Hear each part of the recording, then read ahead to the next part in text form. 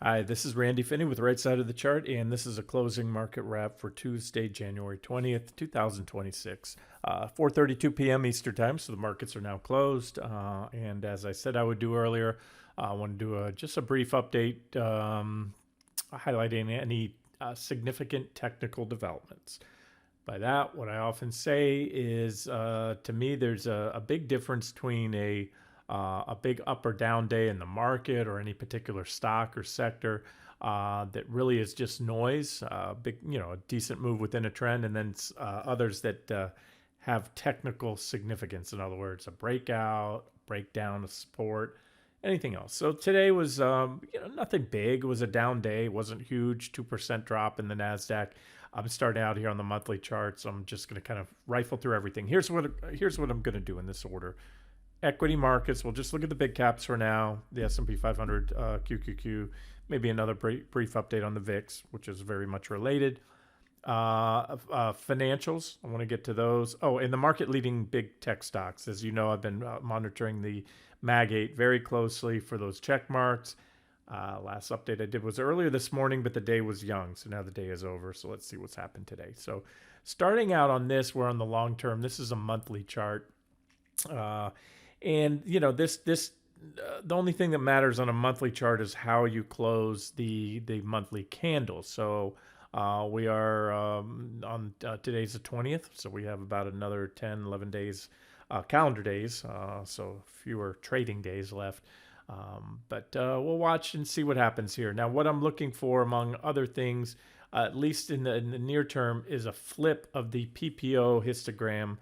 This is something I've covered many times. It is just an excellent kind of gauge, if you will. It's not an exact timing indicator because by the time it triggers, it does a better job of usually of getting you in short when it triggers a sell signal. In other words, when it flips from bearish to bullish, than it does getting you out. But again, I use this in conjunction with other things. We've had multiple sell signals on QQQ recently, reasons to be short on the 60-minute charts and even daily charts, as well as some mounting, evidence on the Mag 8. And as I've covered many times, this is, these are the hills, if you will, green and red hills. Green trends are bullish, and you can see that's typically when the market's going up. The biggest, and again, we're on a monthly chart. You don't get these often, guys. I'm rolling back here to the early 2000s, as you can see. So we're spanning, over 20 years right now in this chart. And most of the time, the histogram's green. Most of the time, especially when you're in a secular bull market, that makes sense. But we've had a few bear markets and big corrections in there. Most of these are measured from the highs to lows. I think I might have done that off, no, not divergent highs. They're just the big drops, 26, 24, 31, 38, 25%. And again, they've all been characterized by that PPO flipping red. You've never seen anything less than a double-digit correction when a PPO is flipped. And I often say, there are no guarantees, but it doesn't take an expert market technician to kind of figure when it's likely, because these are momentum indicators. A PPO is a momentum indicator, and the momentum is waning, and so usually sometimes you look like you're going to cross. You might get a little stay of execution there, if you will, but that's it. So usually when you're trending down, you're going to get the crossovers, and we'll see how this month goes. I just wanted to start out there and do that for you. Weekly chart, we still have, going back all the way here to the week of October, ending in November 7th, bearish engulfing candles. That means the body or the fat part of the red candle engulfed the previous one, just like you had on that major top back here that led to this 26% drop. So those are still intact, but what's happened since the market, including both the S&P 500 and NASDAQ 100, have just been locked in a multi-month sideways trading range. And unless we take out the bottom of that range, that's what we're in. That's what we have. Again, there's been some check marks today. That'll be a bigger check mark, as will a loss of the 200 days for the bearish case. And the bullish case wants to see that level hold, wants to see any tests of the 200s hold. Again, I'll talk about that if and when we approach the 200s. One thing I try to do, other than just analyzing the charts, is add in if I have an opinion on you know what I think is going to happen. Like today, for example, we hit the second target in Apple. Quite often, I will tell you I expect a bounce, a tradable bounce, and I'll game it. Today, I was very clear because we broke out. There were multiple reasons, but one, including but not limited to the fact this was a bear flag, and as I've repeatedly stated here, bear flags typically once you break down, if it's going to play out, it will play out in a very similar fashion with an impulsive, as you can see there, nothing but red sticks on the way down. 1, 2, 3, 4, 5 solid red days back to back in a row. And that's pretty much what we had here. And that's, and these are the little takeaways, if you will, in trading. Because quite often we can juice, and I like to juice the return on a swing trade by gaming bounces off or sidestepping, give backs off when a bounce is likely. In this case, it wasn't. So back to the markets. Like I said, I think that's what's going to happen, and it's all to me about that little game of check marks. So we had the big impulsive breakdown of the uptrend lines on both QQQ and SPY on the daily. I'll get to the SPY in a second. This is still the second and final near term on this time frame. Hopefully that doesn't confuse anyone new to the site. I trade on multiple time frames. I can have different targets. I can even be long a trade on a certain security very short term in my active trading account, gaming a bounce that I'm still short on from a longer term trade perspective in long term accounts. And so on the daily chart, this T1 was hit here, we bounced, and this is still T2. It's going to come in roughly with the 200s as I talked about earlier today. So this is just kind of an update this morning. Let's talk about those check marks here real quick. NVIDIA is solidified. Again, I know this is a busy board, so I'm just going to draw it out. The uptrend line off the April lows was another check mark I was waiting for. But the big check mark comes when the bottom of this range, that 165.44, and the intersecting 200-day moving averages, which come in right there with it. Once they're taken out, that should be a check mark. Potential bullish development worth noting. If we do move down soon and hit the 200s, we may put in a divergent low, and that could be the technical catalyst if we hold and have a nice bounce off there. For a bounce, maybe it takes back test the trend line. Who knows? We'll see. One day at a time. All I can tell you today is this was a breakdown and a sell signal, and fairly significant because it occurred on the daily time frame. So Alphabet, pretty big one.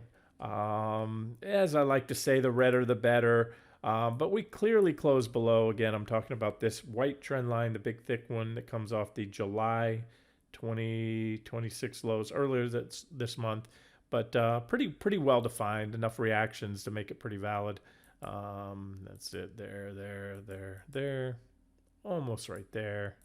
A couple more recently. And so we've broken down there. And that's a pretty big check mark because this was the strongest of the lot, of the Mag 8. And it has triggered a sell signal. And it's pretty clear. We're not, we closed comfortably enough. And I made the trend line pretty thick that I think it'll stick. Any back test of the trend line will offer an objective short entry or re-entry.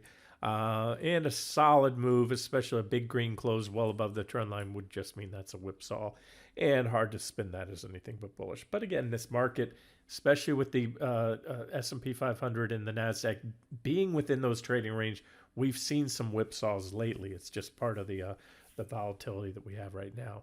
And it's also a function of the VIX being elevated. So, all right, so I just wanted to clarify that check mark there that was solidified after breaking down earlier today. Apple, again, I just covered that one. Patience pays. This was our sell signal right here. We went up. We managed to avoid the suggested stop loss by the skin of our teeth, but never got us. And then it played out. And the bear flag played out, like I just showed you a second ago, perfectly, right to the 200 exponential. So nothing that says it can't keep going through there. Maybe it wants to run at the 200 simple. You can see multiple additional support levels in here. But as I said in that post I got out to you today, my preference was to sit tight this morning when T2 was hit, but my preference was to close that trade out at T3 And again, it was a final target I gave you, so officially it's closed out. Now I'll keep updating Apple. Don't get me wrong. I'll continue to monitor technically, but remember, this was the darling of Wall Street pretty much for the past several decades, and you can see that it's clearly, look at the weekly chart here, nothing but red sticks. These are weekly candles. 1, 2, 3, 4, 5, 6, 7, 8 weeks. My candles are set to reflect whether it closes down for that period from the previous one, and that's it. So this thing's been in free fall, but again, getting very not it's actually on the weekly, it's not oversold. We're just getting down. We're coming off very overbought levels, but it just increases the odds. Again, the old crowd favorite, and wouldn't surprise me in the least to see a bounce. I just sometimes like to just step aside, let the dust settle, and then re-engage when the time is right. Okay, next up, Microsoft. Again, mostly a recap of earlier. Microsoft already gave us a check mark by losing the 200 days in this impulsive drop at support. Next support level down here, you can see a trend line in 431.61. Amazon right on the line. So there's still a couple with some work to be done. So I'll watch Amazon, wait for a solid break and or close below this uptrend line. Comes off the key April lows. And then you have the 200-day moving averages. I'll turn off everything so you can see them real clear. A red and blue line, exponential and simple. And that's where traders buy in a bull market, a bull trend. Once you lose them, it's bearish. Rejected. They tried a couple days to get up above, couldn't hold it. Bottom fell out. Regained them right here and successfully backtested. This is probably one of the most simple and effective strategies. There's a lot out there, and again, I use them all in combination with other things, but in a bull trend, recognize when you're above the 200s are key. A lot of stocks. Also look at each stock. Some behave better than others. Tech stocks do a great job, so the NASDAQ 100 is going to do a good job in those stocks in there. And then there's other stocks, especially during periods of trading ranges, it might just be chopping through the 200s. Get away from using, that long short strategy when you recognize that's what it is you're in trading. But this has been trending. It's been an uptrend. And so if and when we lose the 200s, like we did back here, like you can go back in time, the last real bear market in Amazon right here in 2022, lost it right there. And it was simple, just short rallies back into the 200s until you regain the 200s. And that was, big drop there. So that's what we're looking for. And that will be, again, the trend line break, and especially a clear loss of the 200s will be the next check mark. Likewise, you flip that coin upside down or flip the mirror the other way. For those bullish, here's your buy point, buy support here, buy the 200s. And then this is a really nice support level, 211.17. And your stop is going to be commensurate with your entry point and your price targets and your outlook for the security. Broadcom, still nothing yet. Really, I want to see it take out the 200s, which come in with that yellow line I just gave you earlier today. So we need to lose about the $300 level. Again, any pullback to that level, the buyers, quote unquote, with my little air quotes going right now, should be stepping in. If they don't step in, something else is going on. And then it's going to be a straight shot, I believe, relatively straight shot down here at about 248. Meta, again, Meta's already buckled. Long since gave us a check mark. Just like it put in a divergent high here, followed by a drop of 35%. It put in a divergent high here, made a roughly equal second divergent high. And so far, this stock has fallen about 26% and lost the 200s here. Tried to regain them for a couple weeks there, over a month actually. Couldn't do it, and we're starting to move away impulsively, so that's certainly a check mark for me. Tesla, as I gave you earlier, really not a lot of updates today because the market closed down near the lows, right? So we're about where we started this morning. But again, I told you I'd give you an update just in case we did a stick save. Bear flag, flagpole, bear flag, which also comes in with the primary uptrend line. Clear breakdown today. You don't have to squint to see if we closed on or below it. So there is a sell signal on Tesla. So that's it, guys. Taken collectively, we've already had some of these stocks on sell signals and breakdowns, and we had more trigger today, which only increases the case, in my opinion, to be short. As a swing trade, targeting that T2 on QQQ and potentially the longer term targets I gave you on the weekly charts. Okay, changing gear. Well, let's just look at the short term charts. SPY, that's the daily on SPY, but let's go here.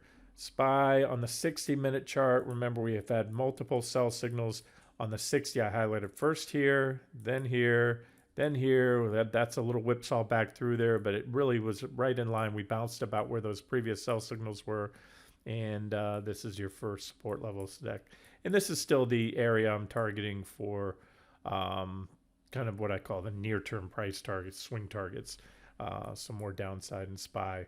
And of course, just like today, any bounce back to support. So these are your levels. We're going to open down pretty sharp. The dip buyers, just like Pavlov's dogs, when the bell rings, they stepped in, they do what they do. And so there was an opportunity to take advantage if you were a short seller and wait for that bounce back to resistance.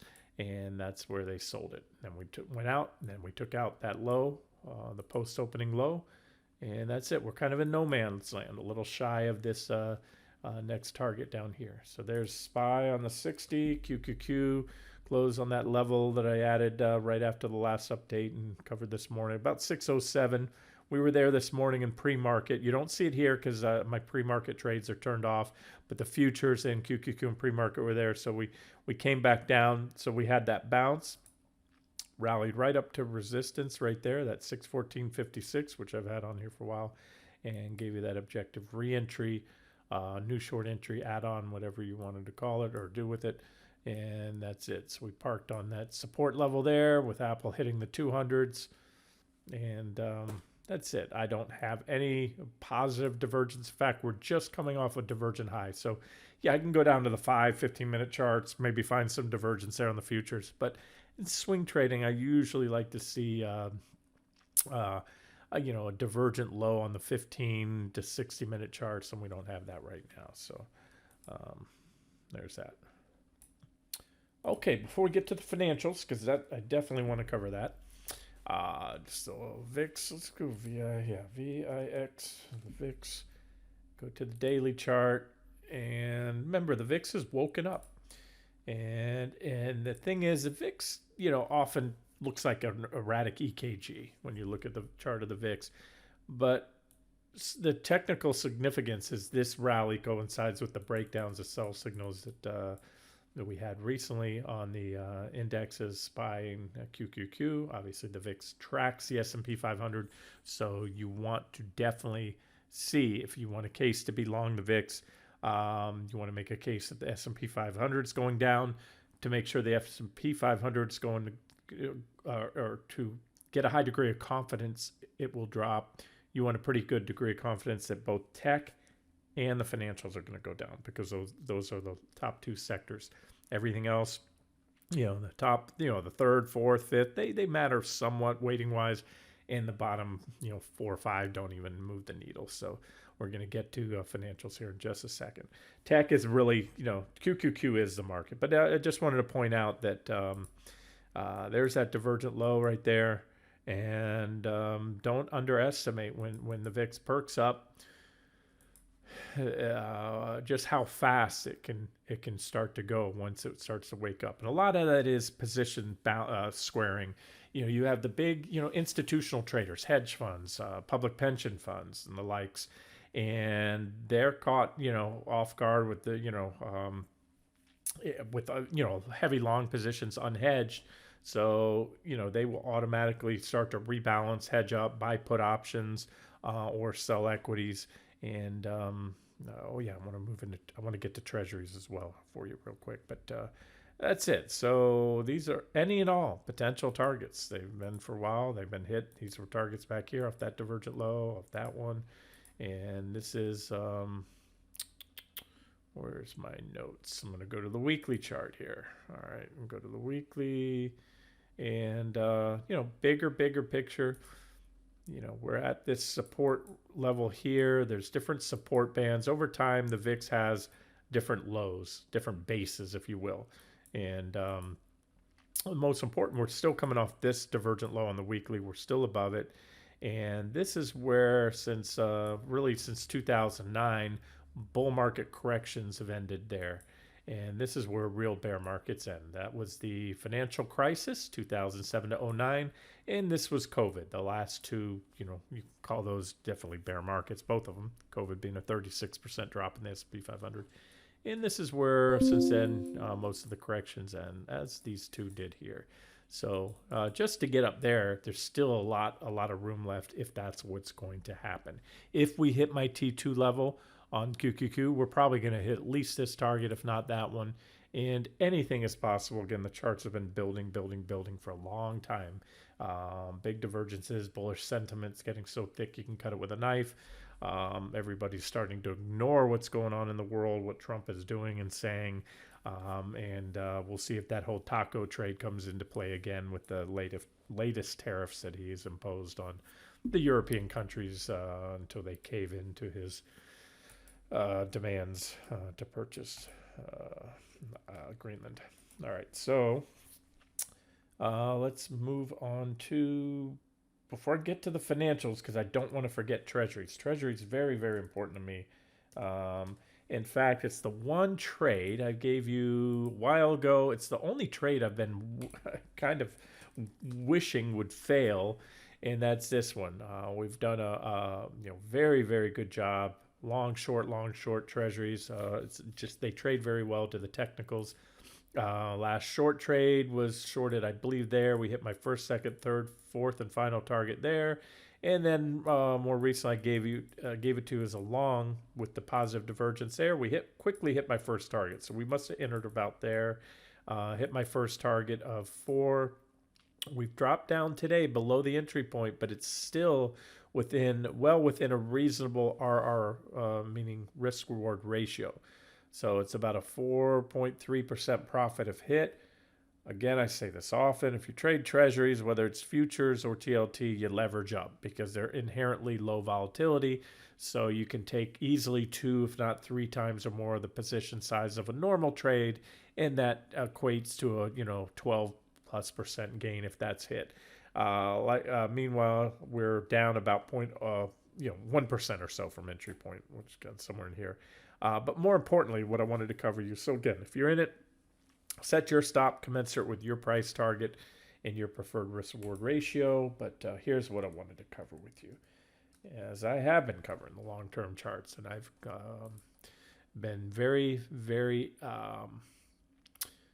both consistent and persistent on my my longer-term outlook for treasuries, believing in making the case that we've this ended a nearly 40-year secular bear market, meaning falling interest rates, and we've embarked on a new bull market in rates, and ultimately I expect a breakout above this level, and as I've stated, breakout above that. Now what that would do is take out, I'm looking at the 2 previous highs from 2023 right here. This is mid 2023, and we tested that high again last year in 2025. A breakout above that level will take the yield on the long bond, this is the yield of the 30-year treasury bond, to levels not seen since the financial crisis. That's right here. Here's 0709. There's the financial crisis, bear market there. That's where yields were. And we can follow that line back and see that yields really, this is kind of where they capped out. They were above that level back in the late 90s, early 2000s, as interest rates were falling. Remember, this to me is not a debatable observation. The super secular bull market that everyone's just become used to now, that's going to be the new norm, and you put all your money in your 401k and you're going to get 12+% a year returns. That was fueled 1,000% by a secular bear market, falling rates, which nobody can argue. There's not an economist in the world that won't tell you that that's not bullish for both the economy and the stock market, because it is, for all the reasons I've stated in the past, including the alternatives to safe money investments. And so, again, you may, in my outlook might not be correct. Your outlook might not be different, but I would just implore you to watch this level here. We're now getting within spitting distance of it again. I'm going to go back to the daily chart. We popped that. I promise you it's going to be all over the headlines. If not on day one, each tick higher you get above those, again, just simply above the recent highs from, we can go back here. I dropped down to a daily chart, 2023, and we equaled it there in May of 2025. And as I've stated before, many times since, this is where the Fed lost control of the bond market. They cut a rate. They started a rate cycle back in 2024. They did one of these yellow lines: September 18th, November 7th, September 18th, November 7th, and December 18th of 2024. They cut rates 3 times back to back. And instead of, as they expected, as usually is the case, instead of long-term rates also falling, they went nowhere but up. That's what we call the bond vigilantes coming in and saying, you can't be easy. You continue these easy money policies in an inflationary environment. It's also the fact that the government is excessively spending. We're at wartime deficit spending levels only seen previously in wartime. Yet we're at peacetime. The stock market's at just off fresh all-time highs, and you have still this incredible deficit spending and stimulus at levels that have historically been reserved for recessions and periods of slowing economic growth. So, the analogy I kind of have given before is, patient walks into the ER with a head cold or whatever, and the doctor just, injects them full of a ton of epinephrine, adrenaline, enough to, jolt the system and almost, have them crawl up the ceiling and run around like Reagan on The Exorcist, crawling on the walls. That's what they're doing to the stock market, and it's worked and it's kept things going here. But ultimately, you do that, that's not healthy. So what I wanted to point out here is TYX 30-year bond.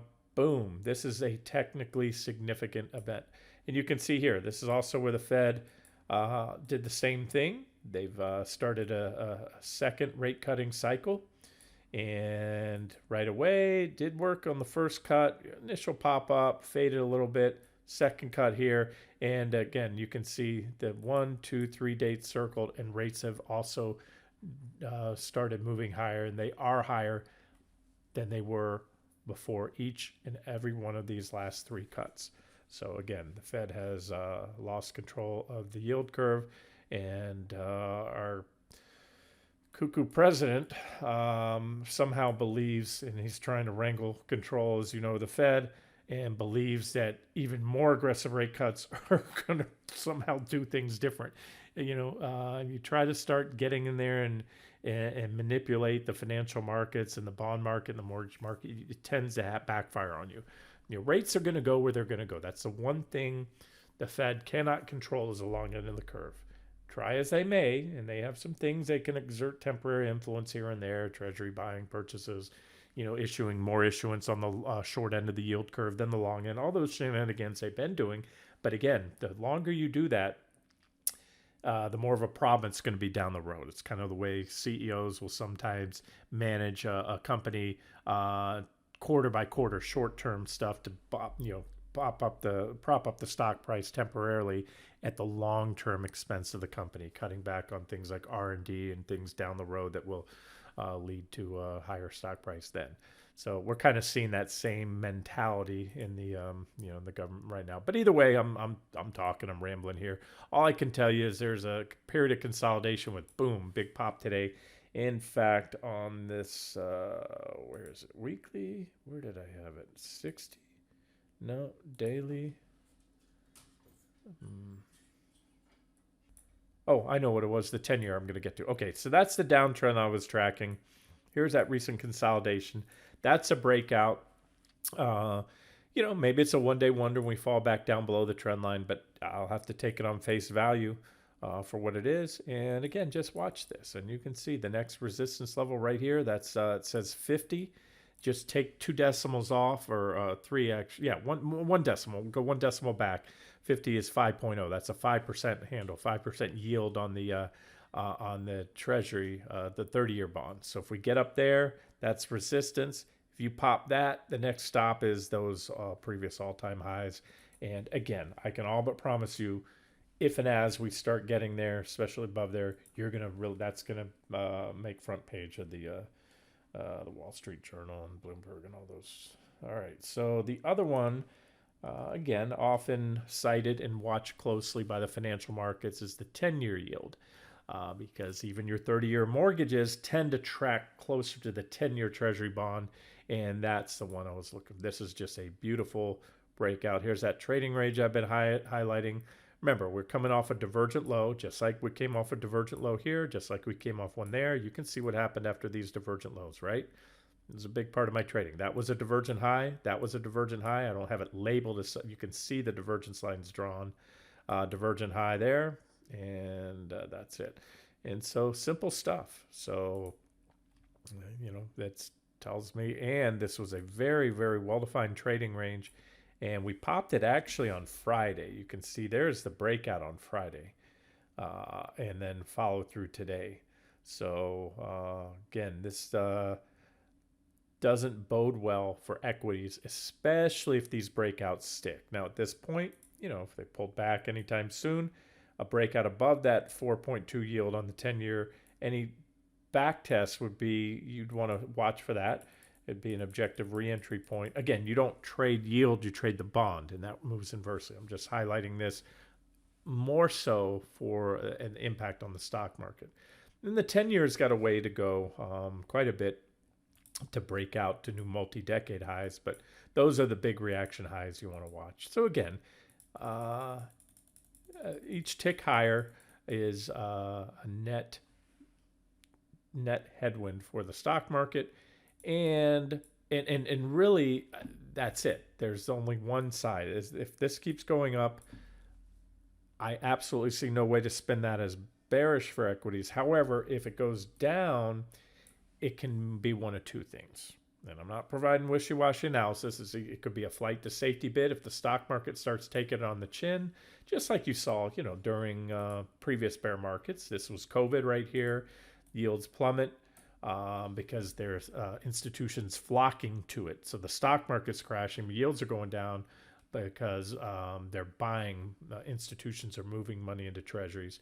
Same thing happened in the financial crisis. Once shit really started to hit the fan here in mid to late 08, you can see that treasuries plunged. So that is not bullish. That's concurrently yields dropping concurrent with a hard sell-off in the stock market, but a natural organic abatement in yields, meaning it's moved down and the market's holding up, that would be bullish, net bullish, or a net tailwind for the equity markets because it lowers the cost of capital. And all right, so let's move on to financials, and then we'll wrap this thing up. XLF. So in the last update, I told you this has been the one holdout, and the baton holder after tech kind of stalled out. Like I said, tech hasn't really crashed or gone down. It just stopped going up several months ago and it's been moving sideways. QQQ, big evidence of that in those FANG stocks I covered. But this one it's the second largest sector in the S&P 500. And so I recently highlighted this breakout. It's a breakout I expected to fail. Said watch for a breakout in the recent updates, and that has happened. So I do have that check mark too now. This was your previous all-time high in the financials. There was your breakout, back test. Started to run. Then it broke this minor uptrend line here. Back tested that, rejected, and it's falling pretty impulsively now. In fact, I added another bear flag here. So we had the one on Tesla, we had the one on Apple that's already played out. So you have an impulsive move down, potential bear flag continuation pattern, followed by an impulsive drop out of the flag, which would project down to around the 200-day moving averages. So I can tell you now that that's a check mark. The breakout to new highs has failed. Is it the end of the world? No, but it's certainly a start. Again, it's another check mark. That check mark can be undone. And I'm talking about a check mark for the bearish case. So if we continue down, especially if we take out the 200-day moving averages, that would be obviously bearish for the market due to the weighting in the S&P 500, again, second largest component. And that's it. All right, let me make sure. Stock market, VIX, Treasuries, financials. And I could go through the I have folders of financial related, such as this one here, financials. I'm sorry, specialty finance, down pretty big today. And this one's very much on my radar. It has companies like Rocket. We traded this one with near impunity. We shorted somewhere, where was it? Right here. We put in a bearish engulfing candle and a divergent high. We shorted somewhere in there. I gave you a total of 1, 2, 3, 4, 5 targets. 1, 2, 3, 4, 5. All 5 hit. Cover, reverse, and oh no, covered there. I don't know if we reversed that one. I'd have to look back. It was a total drop of about 46%. So big monster trade there. And again, this is why I love shorting stocks. Look at, in just a matter of, if you take the time from that bearish engulfing candle till we hit the 5th target, it was only 3 months. And it took to get back there from that point. Oh, I have to go here, grab it. To get back there, move that and borrow you. To get back to that same point, it took 9 months, 3 times. And that's typical for stocks. They tend to fall a lot faster than they rise. So you can see now we've come full circle. Big divergent high, no different from that divergent high. And you have an uptrend line here in which triggers a sell signal. And so I just want to let you know I'm watching these guys. I also gave you this one. It's in the specialty finance sector. We also shorted that one off the divergent bearish engulfing candle, or that breakdown. We hit all 4 of my price targets. And then it ended with a divergent low and rallied. And this one's also still well below that high right now and at resistance on what appears to be a bear market rally. So very much a sector on my radar. I could go through the rest of them. I look at these every day, guys. Private equity, most recent divergent high right there, following that divergent high, big drop, that divergent high, big drop. What else do we have? Capital markets, very much expect this to be a very profitable short this year. These are subsectors of the financials, of course. IAI is an ETF, the broker dealers ETF. So you have Morgan Stanley, Goldman Sachs, Schwab, Interactive Brokers, Robinhood, all those big, beautiful bearish rising wedge ready to pop, negative divergences. So these are on my radar. And again, the takeaway, guys, whether you care to short these or not, if these charts play out the way I suspect they will, and again, some of these are waiting, sell signals that haven't triggered yet, like IAI needs a break, close right on support, right on the uptrend line. The more of these subsectors of the financials that break down, the more likely the overall financial sector is going to go down. The more the financial sector drops, the bigger weighting or the more drags the S&P 500 down. So that's it. I won't go through each and every subsector now. I just want to let you know they all look very similar, with comparable bearish setups, if you will. And some of them have already triggered, but the financials XLF, if you're going to watch just one, that's the one to watch. And so at this point, maybe it's just a breakout to new highs with a little pullback, and maybe, like I've told you before, a lot of times when you come to back tests, sometimes you'll get a perfect back test of a breakout, but it's almost as common, and from my experience, to undercut that level because all eyes are watching it. And what it does, it helps to shake out weak-handed longs that took the breakout, blow out their stops, suck in some short sellers just to see it reverse. Now, again, I'll take it on face value for what it is. It's what I've been expecting. I don't expect new highs, but if it does happen, then that's what that is. And hey, guess what? That's going to be the catalyst for another leg up in the stock market this year, especially if tech starts to pick back up again and starts to move up and take out the recent trading range. Okay, so as of now, I favor more downside in the coming days to weeks. We do have Apple and some other things hitting key support levels today, some of those market-leaning fangs. So the odds are elevated right now for a bounce tonight or tomorrow, next couple of days. But Let's see how the week goes. And in light of the recent sell signals that have triggered, bounces back to resistance levels should provide objective shorting opportunities, re-entries, new short entries, or add-ons for those of you scaling in. All right, this has been Randy Finney with Right Side of the Chart. Have a great day.